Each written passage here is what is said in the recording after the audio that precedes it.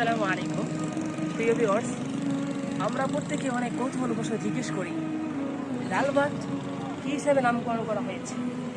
আসলে কি দেখেন, আমরা যখন দেখেছি ছাত্র বৈষম্য আন্দোলনে ঢাকা বিশ্ববিদ্যালয়ে আনাচে কানাচে ছাত্ররা অ্যারাবিক ক্যালিগ্রাফি আর্ট করেছিলেন, তাদের ক্যালিগ্রাফিগুলো অনেক ছাত্ররা কী করতে মুছে দিয়েছে।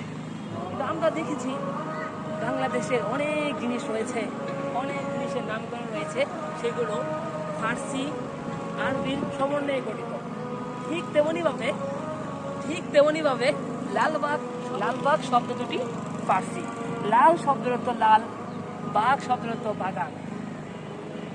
এই দুটি শব্দের সমন্বয়ে গঠিত হয়েছে লালবাগ। এখন আরেকটা বিষয়, কেল্লা শব্দের অর্থ দুর্গ।